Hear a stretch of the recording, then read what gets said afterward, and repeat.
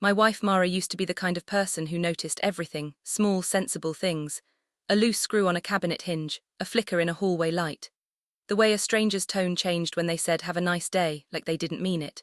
She wasn't paranoid, just observant, practical to the bone. The sort of woman who kept receipts in an envelope labeled warranty and carried a spare phone charger even on a 10-minute drive. That's why when she started acting strange in our new townhouse, I didn't think horror movie. I thought stress, sleep deprivation, moving jitters. I tried to be reasonable. Reasonable, unfortunately, is the worst thing to be when something unreasonable decides it likes you. We'd moved 2 months earlier, chasing lower rent and a shorter commute.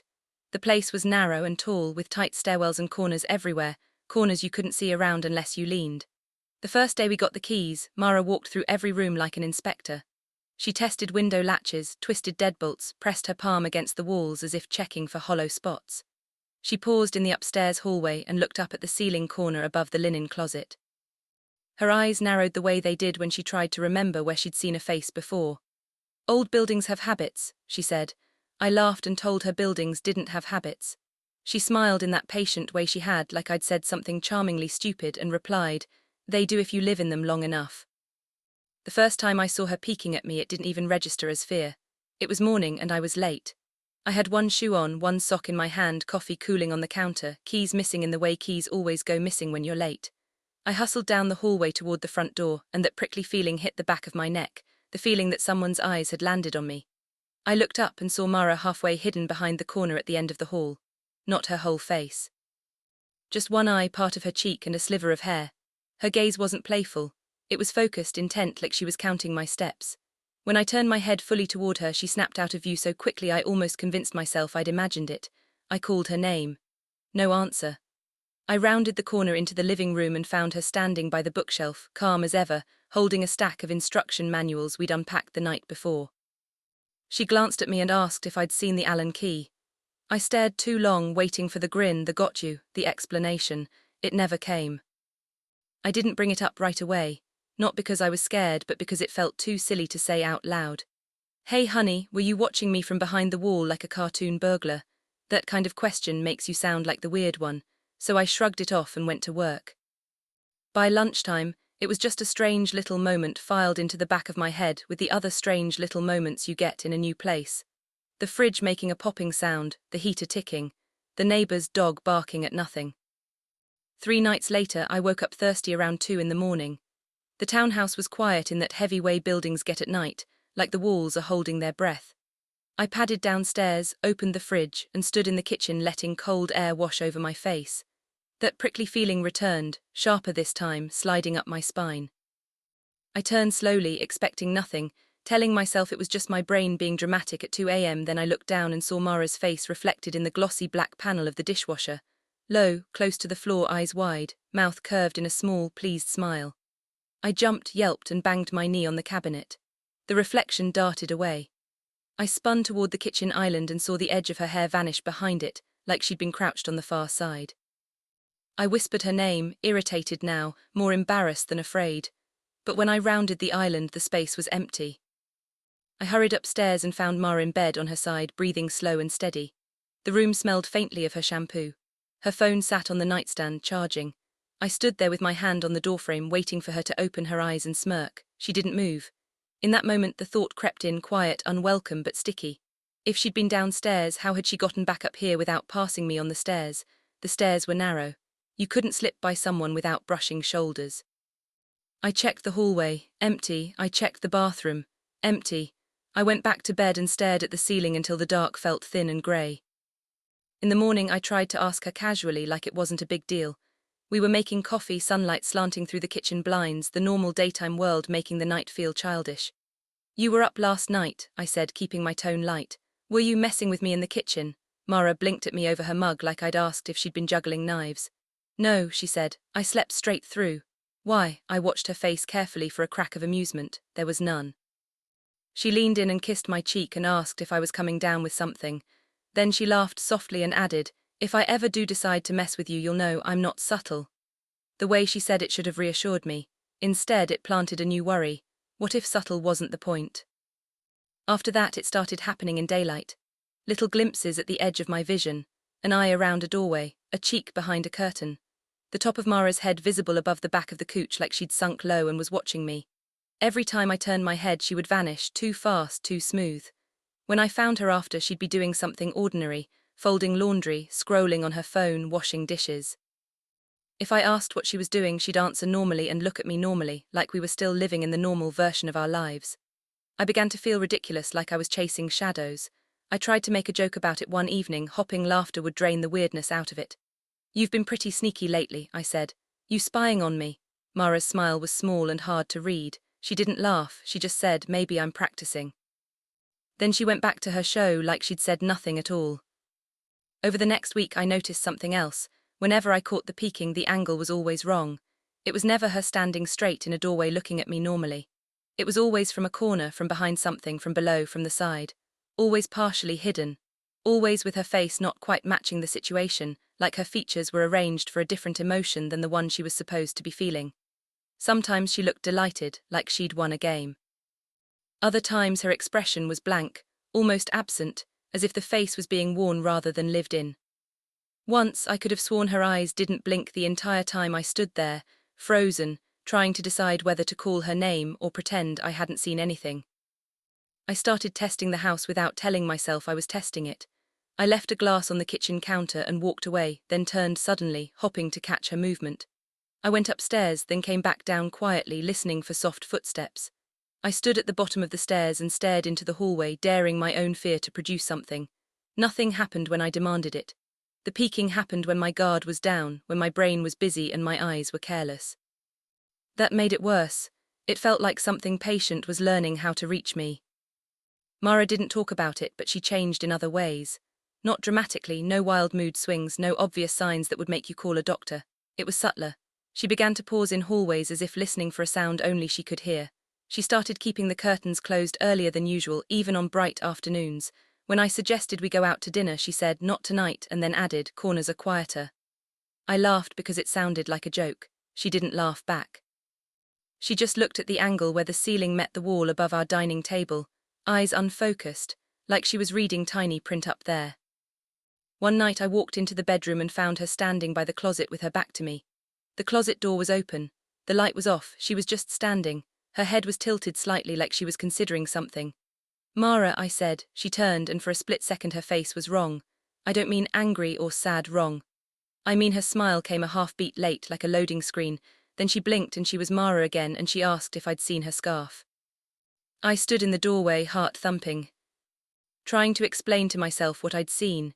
My brain offered the easiest answer. I was tired. I was stressed. I was building patterns out of nothing. That explanation would have worked if the house hadn't been so full of corners, if Mara hadn't started spending more time in them. The paranoia didn't arrive all at once. It seeped in like cold. I caught myself checking behind doors before I stepped into a room, the way you do when you know you're alone but can't shake the instinct that you're not. I started avoiding the mirror in the hallway because it reflected the stairwell at an odd angle, and I hated what it might show. I began leaving lights on in places I never used to, not because I thought darkness hid something, but because I was starting to suspect the opposite, that bright, flat light made corners sharper. It would have been easier if Mara had admitted it was a prank, even a cruel prank. At least then we'd be living in the same reality, but she acted like everything was normal, and that forced me into a private world where I was the only one reacting. The longer that lasted, the more I wondered if the problem was Mara at all. Maybe it was me. Maybe I was the one changing. Then came the night of the shower. It was nothing like the scene in my head when I say that. No dramatic music, no hand reaching through a curtain, just a quiet moment that went wrong in the most unsettling way possible. Mara had gone out earlier that evening to meet a friend for coffee, at least that's what she'd said, and I stayed home, played a game on my laptop, tried to feel normal. Around 9 I took a shower. Steam fogged the bathroom mirror. Water drummed on the tile. I had my eyes closed while rinsing shampoo, and that feeling hit me again, the undeniable weight of someone watching. I opened my eyes and turned slightly toward the curtain. A shape pressed against it from the outside, stretching the plastic inward so it formed the outline of a head and shoulders. I froze, breath caught in my throat, and whispered, "Mara." The shape didn't move. The curtain trembled faintly, like someone was holding perfectly still but breathing. I snapped the curtain open. The space outside the shower was empty. No Mara, no intruder. Nothing but the bath mat and my discarded clothes and the quiet drip of water from the faucet. The bathroom door was closed. The window above the toilet was latched. I stood there dripping, staring at the blank room, trying to understand how the curtain could have bulged inward without anyone there. I put my hand against it. The plastic was warm from steam, smooth, innocent. I laughed once, a sharp sound that didn't belong to me, and told myself it was just suction, just pressure changes, just physics being weird in an old house. Then I heard a soft sound, like a muffled exhale, right behind the closet door. The linen closet in our bathroom was narrow, with shelves of towels and extra soap. I stared at it for a long time. The doorknob didn't move. I stepped closer, my skin prickled. "Mara," I said again, louder. No answer. I reached for the knob. My fingers hesitated, like my body knew something my mind didn't want to admit. Finally, I yanked the door open. Towels, toilet paper, cleaning supplies. Nothing else. I backed away, suddenly furious at myself for being afraid of towels. I finished my shower quickly, got dressed and left the bathroom with the light on. I went downstairs and sat on the couch and stared at the hallway corner that led to the kitchen. I waited for Mara to come home so I could tell her, something is wrong with this house, without sounding insane. I waited and realized I hadn't heard her car. At 10:30 I called her. It rang. Voicemail. I texted, no answer. That more than anything should have made me focus on the normal kind of worry, the kind you can name. Instead, my brain went straight back to corners. I kept seeing the shape in the shower curtain. I kept imagining Mara standing just out of sight, watching me worry, watching me build fear brick by brick. She finally came home close to midnight, keys jingling, footsteps on the stairs. She looked exhausted. Her cheeks were pink from cold air. She said her friend had stayed late and her phone had died. That was plausible. That was normal. But when she walked past me in the living room, she did it too close, brushing my shoulder, and she whispered so softly I almost didn't catch it, "You looked for me." I turned, startled. "What?" I asked. She looked back with a neutral expression and said, "I said I'm tired." Then she went upstairs. The next day I decided to take control of something, anything. I bought 2 small security cameras from an electronics store and mounted one in the living room, angled toward the hallway, and one at the bottom of the stairs. I didn't tell Mara at first because I didn't want to start a fight about me being paranoid. I told myself the cameras weren't for her, they were for the house. For my peace of mind. If I caught her peeking, great, proof, conversation, resolution. If I didn't, even better, my brain could finally shut up. That night I sat at my desk with my laptop open, watching the camera feed in one corner of the screen. The hallway sat empty, the stairs sat empty. The living room looked normal, harmless, like a still photograph. Mara was upstairs reading. I could hear pages turning. I watched for an hour, nothing happened. I began to relax. Then, while I stared at the camera feed, I felt eyes on me. I turned my head slowly toward the doorway of my office. Mara's face was there, peeking around the doorframe, eyes wide, mouth curved in that same small, pleased smile. She didn't speak, she didn't blink, she just watched me as if waiting for me to react. My stomach dropped. I forced myself to look back at the laptop screen. The camera that pointed toward the hallway should have captured her standing at the office door. It should have shown her head, her shoulder, at least a shadow. But the camera feed showed an empty hallway. I stared at the screen, then at the doorway, then back at the screen, trying to reconcile the two realities. When I looked back at the doorway again, she was gone. I jumped up and rushed into the hallway. No Mara, the stairs were empty. I went upstairs and found her in bed, reading exactly as before. She looked up and asked if I'd forgotten something.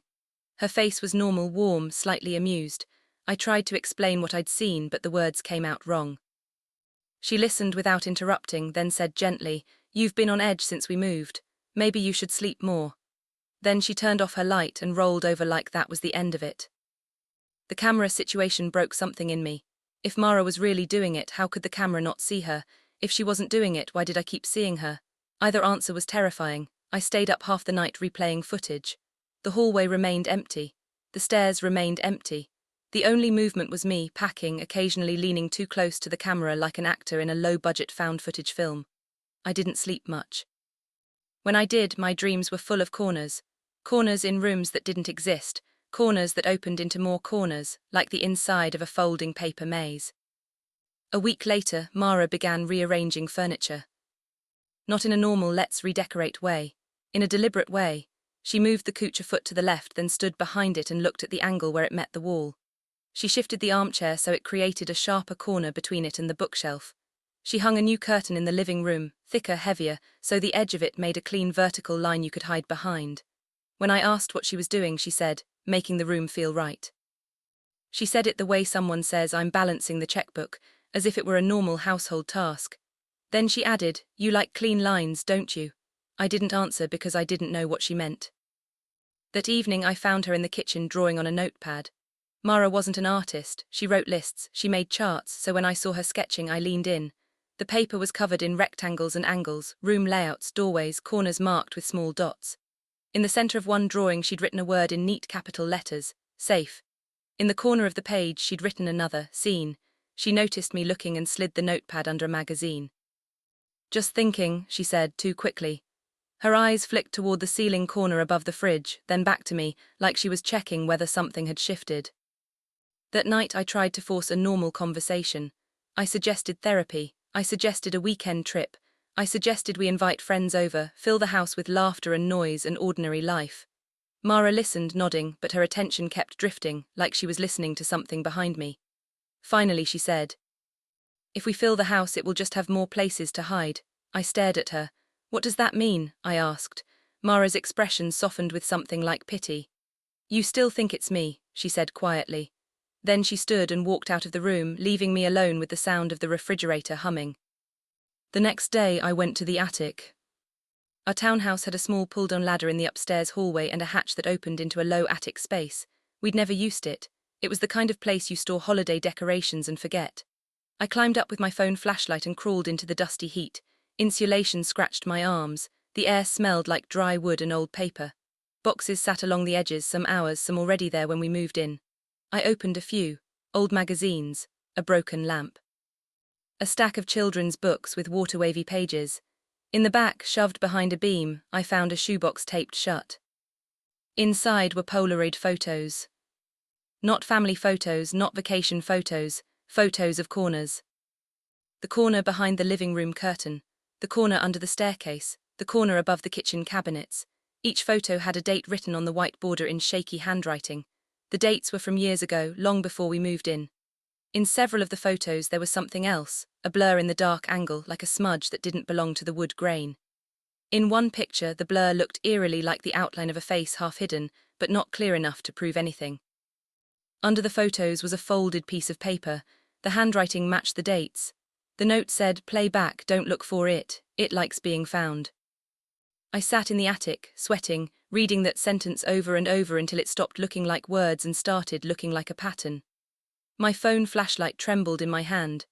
I heard the house settle, a soft creak, and I imagined the corners below me turning their attention upward, as if the house had ears. When I climbed down, Mara was standing in the hallway looking up at the attic hatch. Her face was calm, but her eyes were too bright. You went up there, she said. It wasn't a question. I held the shoebox behind my back like a kid caught stealing. I found these, I said. Mara's gaze flicked to the box, then back to my face. Her mouth tightened. You shouldn't have, she whispered. Then she stepped closer, and with a gentleness that felt terrifying, she touched my wrist. Now it knows you want to understand, she said, and it loves curiosity. I demanded answers. I asked who lived here before. I asked what it was. I asked why she'd been peeking at me. Mara listened without flinching. Then she took a slow breath and said, I wasn't peeking at you at first. The words landed like a stone. What do you mean at first? I asked. Mara's eyes shifted toward the hallway corner near the linen closet, the one she'd stared at on move-in day. I saw you, she said softly, before you ever saw me. I laughed once sharply. That's impossible, I said. Mara's expression didn't change.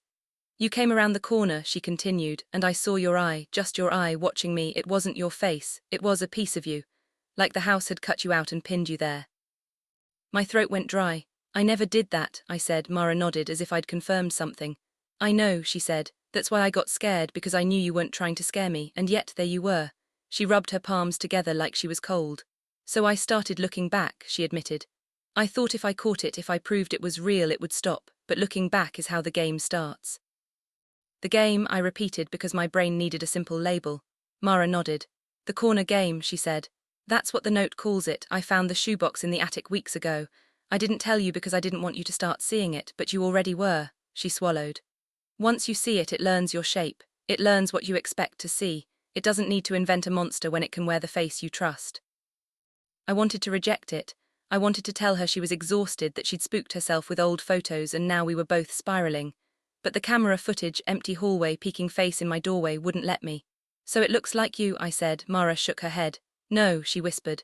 Sometimes it looks like me, sometimes it looks like you. It shows you the person you'll react to the fastest. Her voice trembled. It's not trying to hurt us, she said, and that should have comforted me, but it didn't. It's trying to get better at being noticed. That night we didn't sleep. We sat in the living room with every light on like people waiting out a storm. Mara pulled the curtains closed tight. I kept the shoebox on the coffee table like evidence in a trial. We talked in circles trying to set rules, no looking into corners, no checking behind curtains, no testing, no just one more glance. Mara said the previous tenant's note had one instruction that mattered: don't look for it. The house, according to her, rewarded attention. The more you searched, the more it appeared, like a stray cat that learned you, feed it if it meowed. We tried, for a while it even seemed to work. When I felt that prickling sensation on my neck, I kept my eyes forward. When Mara stiffened and her gaze drifted toward a doorway, I gently squeezed her hand and whispered, don't. We moved through the house like people learning to ignore a bad habit. We avoided mirrors. We didn't watch reflective screens in the dark. We turned on music so silence wouldn't make us listen too hard. We kept our bodies busy. It was exhausting, but for 3 days nothing happened. The house felt like a house again. On the 4th day I broke. It wasn't dramatic, it was a small moment. I dropped a spoon on the kitchen floor and it clattered and spun, and I instinctively glanced toward the gap under the pantry door to see if it rolled there. That tiny movement, eyes sliding to an edge, was enough. I saw in the narrow darkness beneath the door the curve of a smile that wasn't attached to any face I could name, just a suggestion like a mark made with a fingertip on fogged glass. My breath hitched, I froze. The smile held for one impossible second, then vanished. My spoon lay still on the tile like it had never moved. Mara heard my sharp inhale. She looked at me, alarm in her eyes, and whispered, did you look? I tried to lie, I tried to say no, but my face betrayed me. Mara's shoulders sagged, not in anger but in defeat. It's okay, she said too gently. It wants mistakes, mistakes are openings. Then she turned her head toward the hallway corner and said very quietly, not today. Her voice sounded like someone speaking to a dog behind a fence. That was the first time I realized she'd been talking to it. After that, Mara started doing something that made my stomach twist. She began leaving small objects in corners. A coin on the baseboard, a folded scrap of paper tucked under the edge of a rug, a key placed near the doorframe. When I asked why, she said, markers. When I asked what for, she said, so I remember where it likes to stand. I didn't like that answer. It sounded too much like cooperation, like feeding the cat. We argued quietly at first, then louder. I accused her of making it worse. She accused me of not understanding that it was already here long before us. You think ignoring it is power, she said, voice shaking, but it's not. Ignoring it is permission, it takes what you don't guard. I snapped back that guarding every corner would turn us into prisoners. Mara stared at me and said, maybe we already are. Then she walked to the hallway, stood at the edge of the shadow, and leaned just enough to look around the corner. I jumped up, grabbed her wrist, and pulled her back like the corner was a cliff. Mara didn't fight me. She just looked at my hand on her arm and said softly, see, it got what it wanted. Now you're the one pulling someone back from nothing. That night I couldn't take it anymore. I called my brother Ethan and asked if we could stay at his place for a couple nights. I didn't tell him the details. I said we were having house issues, which sounded like plumbing or mold, not whatever this was. Ethan was the kind of brother who didn't press. He just said, yeah, come over, like it was the simplest thing in the world. We packed a bag. Mara moved strangely while packing, not frantic, not panicked, but careful. She folded clothes with too much precision. She paused before opening drawers, staring at the thin dark line where the drawer met the dresser, as if that tiny gap might contain an eye. When we left the townhouse, Mara stood on the porch for a moment and looked back at the front door. Her face was tight. Don't look in the windows, she whispered. Just walk to the car. I wanted to tell her she was being ridiculous. I didn't. We walked to the car like people following a superstition they didn't believe in but didn't dare break. Ethan lived 40 minutes away in a wide, open house with fewer corners, one-story, big windows, a living room you could see across in one glance. I felt my shoulders loosen the moment I stepped inside.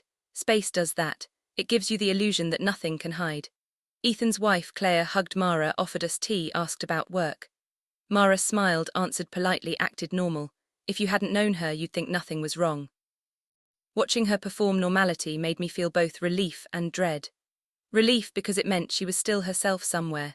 Dread because I couldn't tell how much of her was real anymore, and how much was just a mask she could wear when needed. That first night at Ethan, I slept better than I had in weeks. Not perfectly, my dreams still had corners, but I slept. In the early morning I woke up and stared at the ceiling, listening to the ordinary noises of someone else's house, pipes settling, a distant refrigerator hum, the soft click of the heater. I rolled over and saw Mara asleep beside me in the guest bed, her face relaxed. I felt a surge of love so strong it hurt. I wanted to apologize. I wanted to promise her we'd fix it. I wanted to believe it was over just because we'd changed locations. Then that prickling feeling crawled up my spine. I turned my head toward the window. Outside, framed by the glass, a face hovered in the darkness beyond the yard lights. Not pressed against the window, not dramatically looming, just there, half hidden by the edge of the curtain. One eye, part of a cheek, a smile that didn't fit the rest of the face. My breath stopped. The face looked like Mara, but simplified, like a drawing someone made from memory. Too smooth in places, too eager in the eyes. I sat up, heart hammering, and the face slid away behind the curtain edge like it had never been there at all. I got up and yanked the curtain aside. There was nothing outside but lawn and a tree and the faint outline of Ethan's car in the driveway. No footprints, no movement, just the blank night staring back. I stood there shaking, trying to decide whether to wake Mara, but even as I reached toward her, she opened her eyes as if she'd been awake already. She looked at my face, then at the window, and her expression turned bleak. "It followed," she whispered. "How?" I hissed. "How can it follow?" Mara swallowed. "It doesn't follow bodies," she said. "It follows attention. We carried it with us because we kept turning to look." Her voice tightened. "And because you went into the attic, because you held the photos like proof. Proof is a kind of invitation." She sat up and wrapped her arms around herself like she was cold. "It learned Ethan's house the moment you checked the window," she said. "Now it knows there are new corners." I wanted to scream. I wanted to punch a wall. Instead I whispered, "So what do we do?" Mara stared at the dark line where the curtain met the wall. "We stop reacting," she said, "or we give it a rule it can't bend." Over breakfast we acted normal. Ethan and Claire chatted about work and weekend plans. Mara laughed at the right moments. I watched her hands, I watched her eyes. I watched the corners of Ethan's open living room even though I was trying not to. Every glance felt like feeding something. Mara kept her gaze low, on her plate, on her cup, on anything but edges. When Ethan asked if we were okay, Mara smiled and said we were just tired from moving stress. Ethan nodded sympathetically and told us we could stay as long as we needed. I almost cried from gratitude. Then I caught Mara's eyes flick to the corner behind Ethan's tall floor lamp, and her smile tightened like she'd tasted something bitter. That afternoon, Mara asked Claire for a pen and paper. She sat at the kitchen table and drew the layout of Ethan's house. Room shapes, doorways, corners marked with dots. It was the same kind of drawing I'd seen her hide before. Ethan joked that she looked like she was planning a heist. Mara smiled thinly and said, "Just calming my brain." Then she turned the paper so only she could see it. I watched her mark the corner by the hallway bathroom, then the corner by the laundry room, then the corner at the end of the corridor where the guest room door stood. She was mapping it like a battlefield. That evening, while Ethan and Claire watched a movie, Mara pulled me aside and whispered, "I think it wants us separated." I frowned. "Why?" Mara's eyes flicked toward the hallway, then back. "Because it's easier to be seen when there's only one pair of eyes," she said. "If two people look, they compare, they confirm. It doesn't like confirmation, it likes private fear." Her voice dipped. "Promise me something," she said. "If you see me peeking, don't look back, not fully. Say my name out loud. Make it choose between being seen and being recognized." I stared at her. "That's your plan?" I asked. Mara nodded. "Name's Anchor," she whispered. "Corners blur." It sounded like superstition. It sounded like desperation. But desperation was all we had. That night I woke again to the prickling feeling. This time I didn't turn my head. My body wanted to. Every nerve screamed to look. I kept my eyes on the ceiling, on a small crack in the paint shaped like a lightning bolt. My heart pounded. I could feel the presence at the edge of my vision, like someone standing just out of sight, waiting. I forced my mouth to work. "Mara," I said clearly, loudly. "Mara, are you awake?" Beside me, Mara stirred. "What?" she mumbled. I swallowed, fighting the urge to glance. "Mara," I repeated, "talk to me." She sat up groggily, confused. The pressure in the room shifted, like something had leaned in and then pulled back, displeased. The prickling eased. When I finally dared to look toward the window, there was nothing there, just darkness. Just a curtain hanging harmlessly. Mara exhaled slowly. "Good," she whispered. "That's good." Her voice wasn't triumphant, it was tired. "It hates when you choose me over it," she said. For 2 days we used that rule. Whenever we felt watched, we said each other's names. We spoke out loud even if it made us look odd. We kept our eyes on faces, on hands, on ordinary objects. We refused to chase glimpses. Ethan and Claire noticed we were jumpier than usual, but they chalked it up to stress. Our world shrank to the space between us, the safe middle ground where there were no sharp angles, no hidden edges. It worked mostly. I began to believe we could starve it. Then, on the third night, Mara broke the rule. I didn't realize she was awake until I heard the mattress shift. I kept my eyes closed, listening. Mara's breathing changed, shallow and controlled. I opened my eyes a sliver and saw her sitting on the edge of the bed, facing the hallway. Her posture was rigid, her head was tilted as if listening to a whisper. "Mara," I said, my voice thick with sleep. She didn't answer. She stood and walked toward the door quietly, barefoot. I sat up, panic flaring. "Mara," I repeated louder. "Don't." She paused at the doorway, turned her head slightly, and looked back at me with an expression that made my stomach drop. An expression of calm certainty, like she'd finally understood something and it made her happy. "It's not leaving," she whispered. "So we need to learn it." Before I could move, she stepped into the hallway and disappeared around the corner. Every instinct screamed to chase her, to grab her, to drag her back.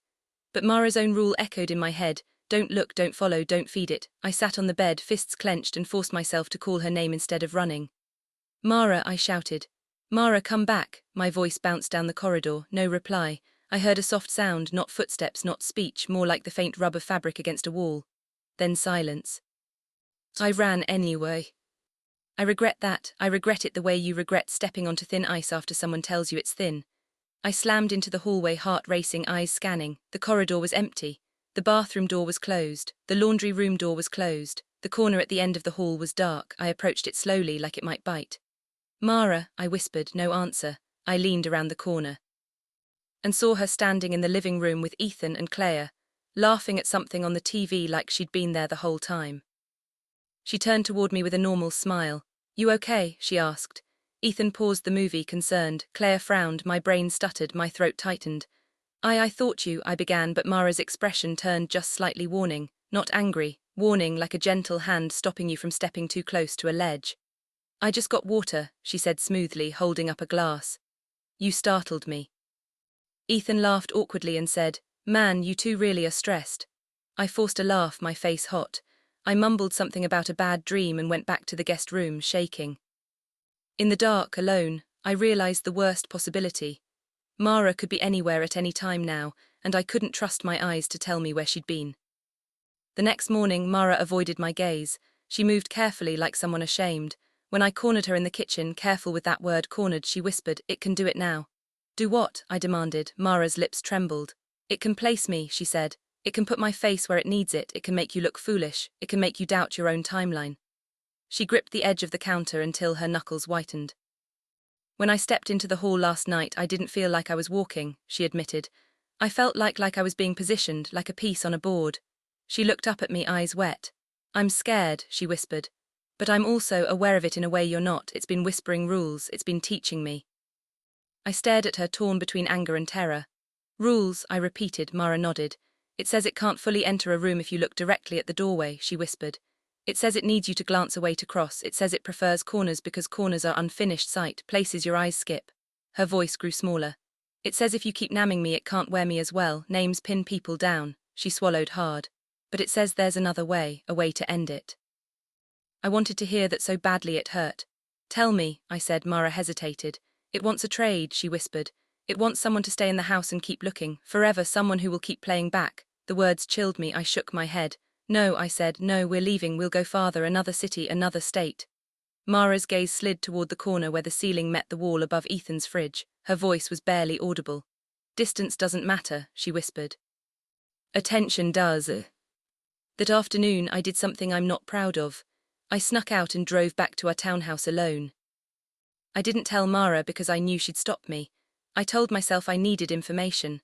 I needed to see if the shoebox note had more. I needed to talk to the landlord. I needed closure. But the real reason was uglier. Part of me wanted to prove I still had control of something. I wanted to stand in my own hallway and not be afraid of an angle in a wall. When I pulled into the townhouse driveway, the place looked exactly the same as we'd left it. Curtains closed, porch light off, door shut. The neighborhood was quiet, midday calm. A delivery truck drove past like nothing had ever been wrong here.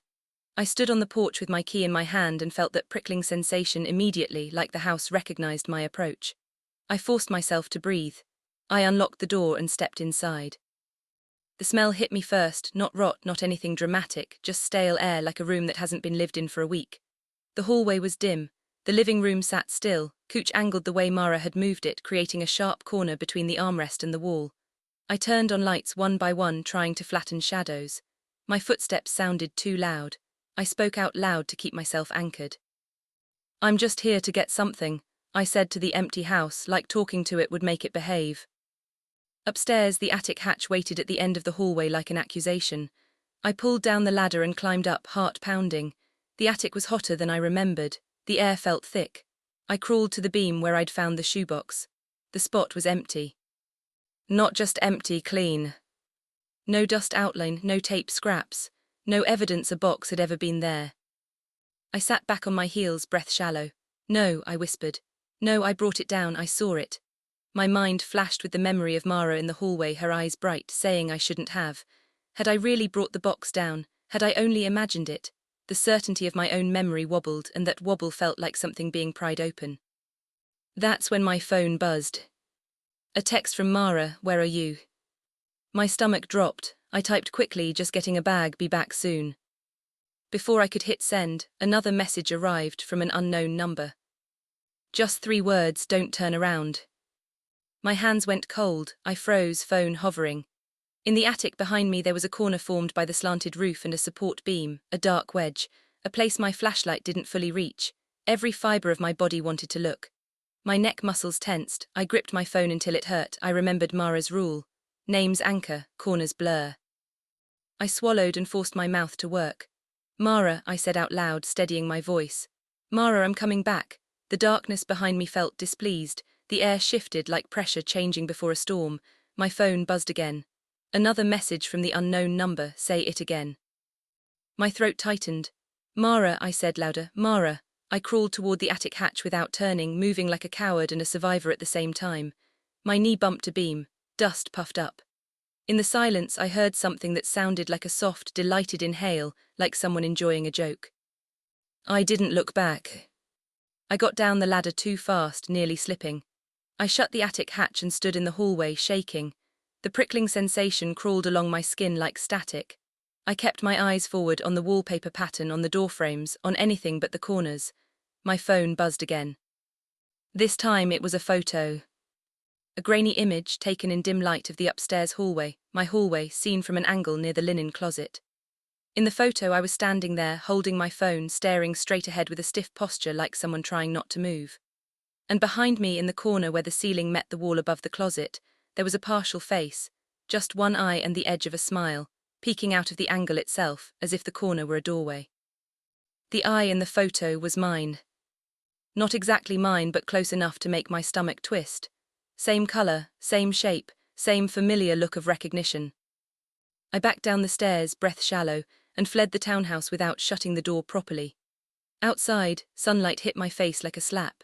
My hands shook so badly I dropped my keys once. I got into my car and drove back to Ethan's house on pure adrenaline, repeating Mara's name under my breath like a prayer and a lifeline. When I arrived, Mara was waiting on the porch. Her face was pale, but her posture was steady. She didn't ask how I knew to come back fast. She didn't ask why my eyes looked wild. She just said, "It showed you." I nodded, unable to speak. Mara took my hand and squeezed. "Okay," she whispered, as if deciding something. "Then we do the only thing it hates." "What?" I croaked. Mara looked up at the wide, open sky above Ethan's yard and said, "We stop making corners into secrets." She turned toward the front door. "Ethan," she called, voice calm but urgent. Ethan appeared in the doorway, confused. Mara forced a smile. "We need people," she said. "A lot of people tonight, lights on, doors open, no quiet." Ethan blinked. "What?" he asked. Mara squeezed my hand harder. "Please," she said, "trust me." That evening, Ethan and Claire invited friends and neighbors over on short notice. They told people we'd been stressed and needed company. People came with snacks and laughter and jackets smelling like winter air. The house filled with noise, talking, music, clinking cups, someone laughing too loudly at nothing. Mara moved among them like a hostess, smiling, making eye contact, anchoring herself in names. "Hi, Sam." "Hey, Lauren." "Ethan, can you grab more ice?" She used names like nails hammered into the floor. I tried to do the same. I forced myself to look at faces, not edges, to keep my gaze on living, breathing reality. For a while I felt the pressure ease. The prickling sensation faded. The house felt safe, not because it was empty of fear, but because it was full of humans, and humans are harder to blur when there are many of them agreeing on what's real.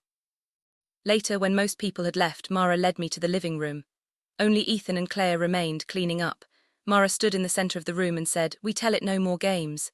Her voice was quiet but firm. "We don't chase it, we don't hide from it, we don't feed it with secret fear." She turned toward the hallway corner behind the floor lamp and said clearly, "You don't get to wear us." Nothing happened, no dramatic shadow, no slam of a door, just quiet.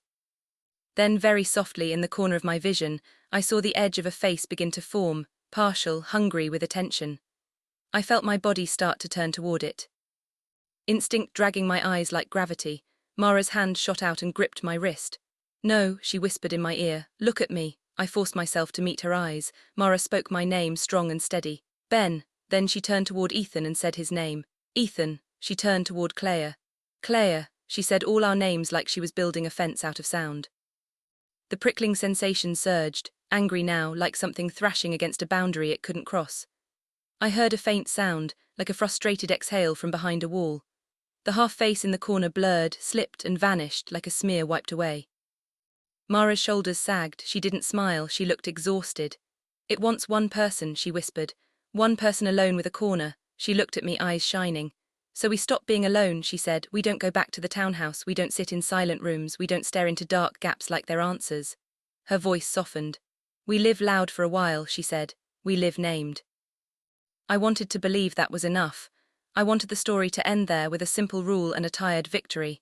But fear doesn't leave just because you've negotiated with it.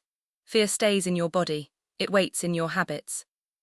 2 weeks later we moved again, this time into a bright apartment with open sightlines and big windows and fewer corners.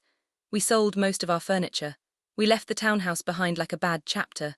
We filled our new place with light and music and friends who dropped by too often for anything to feel secret. Mara kept her phone charged now. I kept mine too. We said each other's names often, casually, like an affectionate habit. Most days it felt like it was over. Then one evening I was alone for 10 minutes while Mara ran downstairs to grab a delivery. The apartment was quiet. I stood at the kitchen counter, staring at my reflection in the dark screen of the microwave. I felt that old prickling sensation rise, faint, almost nostalgic. My eyes drifted toward the far corner where the ceiling met the wall above the fridge. Nothing was there. I exhaled, relieved, and then my phone buzzed. Unknown number. A single message, "You remembered me." I stared at it, heart thumping. My thumb hovered over the keyboard. I wanted to type Mara's name. I wanted to call her. I wanted to throw my phone across the room. Instead, I forced myself to do the hardest thing. I set the phone down face down on the counter and looked straight ahead at the open doorway, at the bright hallway, at the ordinary world. In the corner of my vision, something shifted, like a disappointed smile fading. When Mara came back in holding the delivery bag, she looked at my face and immediately said my name. "Ben." Her voice was steady, anchoring. I met her eyes and said hers back. "Mara." We stood there for a moment, holding each other's gaze like it was a lock on a door. Then Mara glanced at the face-down phone and asked quietly, "Did it text?" I nodded once. Mara didn't panic, she didn't cry, she just took a slow breath and said, "Okay." She squeezed my hand and her voice softened into something stubborn and human. "Then we keep living named," she said. "We keep choosing each other.